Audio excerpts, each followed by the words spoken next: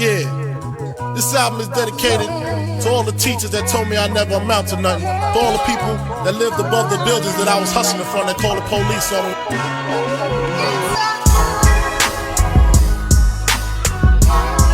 It's all good, baby, baby. Cause I went from negative to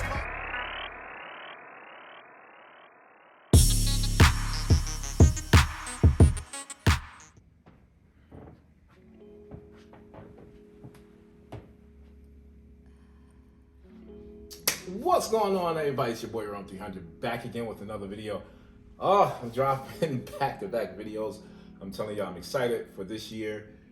I'm excited for the fragrances that are dropping, and I'm excited to show you guys some fragrances you probably are talking about, right? Or you probably haven't even heard about, right?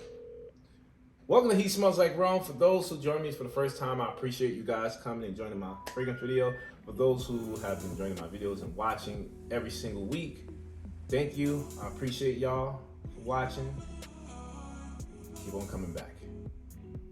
We talk about niche fragrances here. We talk about hard to get fragrances, hard to find fragrances, and fragrances that are not talked about in the fragrance community at all. Or I'm not gonna say at all. Most of the time, they kind of bypass these fragrances because they're not super hyped. I'm here to help you guys find these fragrances that are gorgeous, unique, niche luxury fragrances, and I got one here for you guys. Y'all saw the title. This is from the beautiful house, Santana Maria Novella. Santana Maria Novella. Okay, so last year, I went to Miami for a vacation, right? Was there for roughly 2 weeks, hung out, explored Miami, enjoyed my time tremendously, and I went to this mall. I don't know what mall it was. It's called the Beautiful Mall. It was like almost inside, and it was a mall that was built like it was made to be outside and inside at the same time. But in that mall, they had a Santana Maria Novella boutique, which, you know what's funny? I've seen this fragrance, right, in other boutiques in Manhattan when I would go to New York. But I just never really paid attention to it because it wasn't presented like it was in Miami. If you ever get a chance to go to Miami, oh my goodness, the boutique is gorgeous. They have everything from body wash, from candles, lotion, to fragrances. And it's displayed almost like you're in an Italian museum. Now, this fragrance house is beautiful. It is gorgeous. It's been around for over 400 years. It is, yeah, that's crazy, right? It's been around for a very, very long time. They have a long history of cologne, soaps, candles, just everything that invokes fragrance scent that provokes your olfactory senses. And I can say one thing, right? This is how I learned about fragrances. We all understand that there are levels of strength of fragrances, right? Just to give you an idea of how I educated myself or was educated on this, right? So we have eau de cologne, right? That is supposedly the weakest concentration of fragrance. Then you have eau de toilette, then you have eau de parfum, then you have perfume and perfume extrait or extract, right? As I go into this place and I'm looking, I'm like, okay, you guys have any EDPs or EDTs? They go, oh no, we have cologne. I immediately was, set back. I said, no, I don't really want to smell anything because cologne usually just smells like alcohol with a little bit of whatever in there, and it doesn't last long. Oh, this lady was very, very willing and fast to educate me on Santana Maria Novella's development and how they make their fragrances. Now, I cannot and will not attempt to go through this 20-minute educational video that she put me through, but I can tell you that Santana Maria Novella does not subscribe to weak, 10-minute, half-hour fragrance longevity. Their colognes are very long-lasting, very unique, and smell borderline equal to perfume. Now, I didn't skip EDT, EDP, and went straight to perfume. Yes, you might say I'm kind of lunching, jumping out there. That is up to you to figure out for yourself. Go explore the fragrance line. But I tell you, for me, she was not playing. I smelled. Look at me when I tell you this. I smelled every single fragrance that they had to offer in that place. I was in that place every day for 3 straight days smelling fragrances. If you saw my video I did maybe 6 months ago of just the whole overall of the fragrance house, you can see that I was in there. And out of every fragrance I smelled, the one that caught my attention first was this beautiful fragrance here, Lana. Now, there were other beautiful fragrances, and a lot of them, their masculine fragrances lean towards the kind of either very old school oak moss, patchouli kind of scent, and then they have their barbershop line with a lot of their chypre or barbershop fragrances. They kind of tend to gravitate towards that for men. This, on the other hand, Lana, this fragrance was such a beautiful development of cashmere, wood notes, and this kind of earthy tone with a underlining sweetness to it that just captured me from the first time I smelled this. When I smelled this fragrance, I could not describe what it was. I had to ask the young lady in there, I think her name was Sandra, right? She educated me on the process that they went through with the fragrance and finding the best notes that they could to make this fragrance. Now, this smells like, literally, if you ever put your face or nose up to a cashmere sweater, if you ever touch the texture of a cashmere sweater, when I sprayed this on my skin, it immediately took me there. It immediately took me to just being surrounded and smothered by this beautiful aroma of cashmere wood. Now, that is not the only thing that this fragrance presented to me. This fragrance also, it invited and introduced me to a beautiful cardamom spice. Now, this cardamom spice almost kind of reminds me of a soft cinnamon, right? So we have this cardamom spice mixed with this beautiful wood note that reminds me of cashmere, right? And it just told me this is going to be a masculine fragrance. This is going to be a man's fragrance, and that's what I was looking for when I went down there. Now, as I'm in Miami, it's roughly around 85 degrees, right?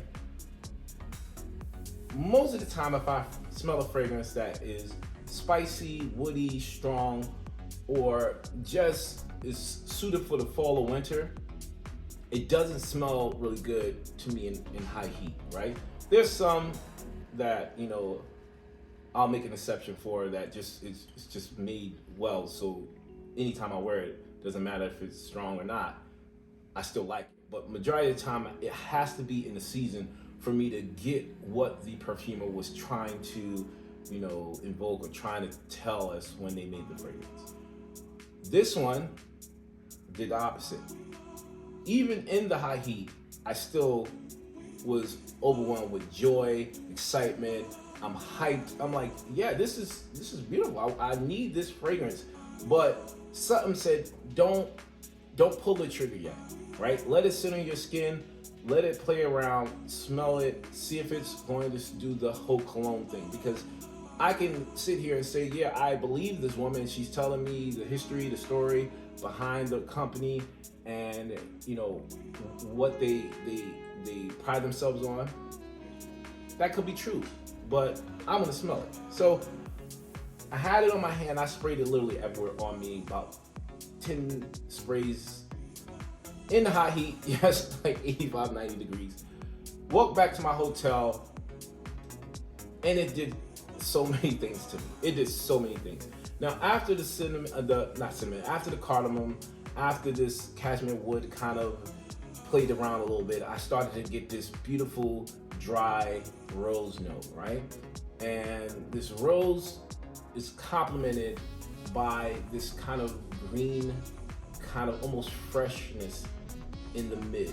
Now that kind of a little weird, right? Because you're thinking freshness is usually gonna be in the opening.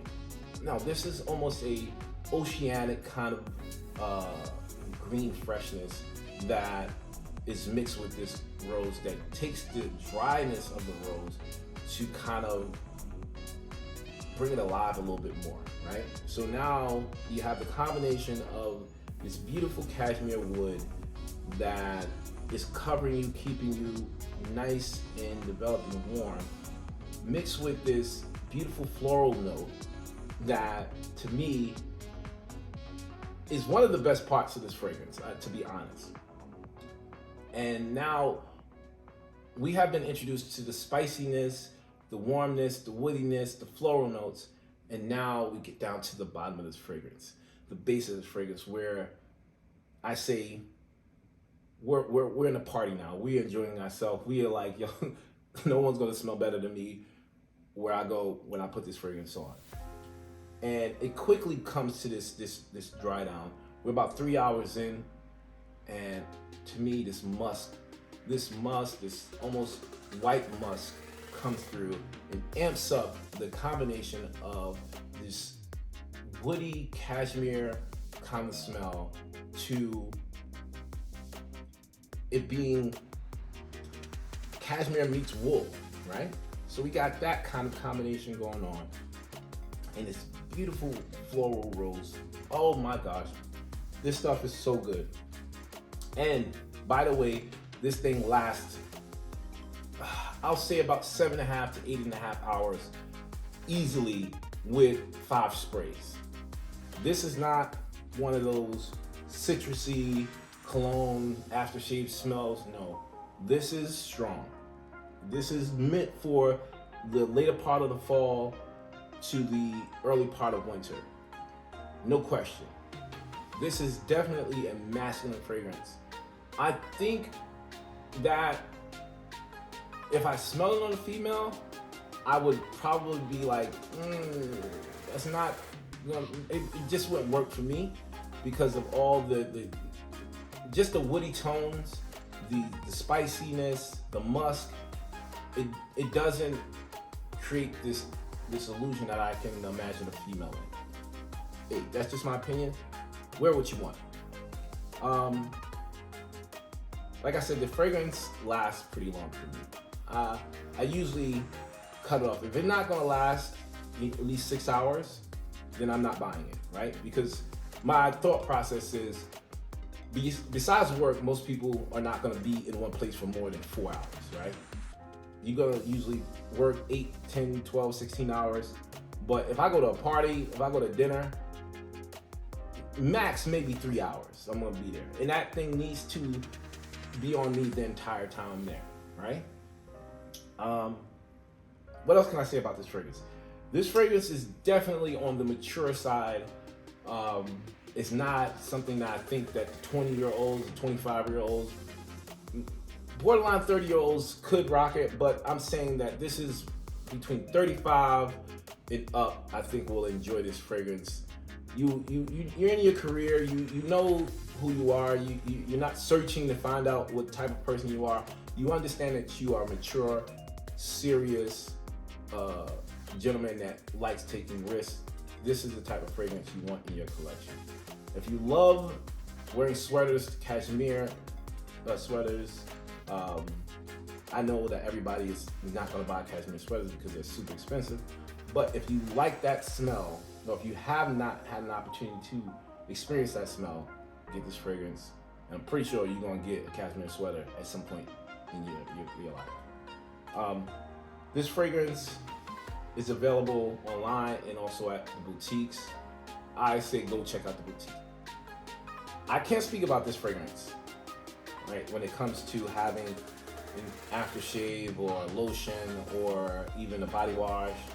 I don't think this fragrance has that. But majority of the fragrances in Santana Maria Novella's line have something that goes along with the fragrance. Now, I could be wrong. Go check it out. They might have an aftershave to go with it. They might have a mist, a hairspray, whatever. I'm not sure. You gotta check that out yourself. But I would encourage you guys to check out the entire line. They have some amazing fragrances. And don't be put off by the name cologne, because when it comes to this, they have some pretty long-lasting and beautifully developed fragrances. All right? I'm not gonna try to come with you anymore. I'm telling you how to go check this out. Also, do me a favor. If you like this video, if you like the type of information I'm giving you, please do me a favor. Share this video with your friends. Give me a thumbs up, like the video. Comment down below if you have any fragrances from Santana Maria Novella, or if you have this fragrance in your line. Tell me what you think about the fragrance. All right? The most important, keep coming back. I appreciate you guys. And until next time, like I always say, it's okay if you want to smell like Rome. I'll check you guys out in the next video. Until then, peace. You said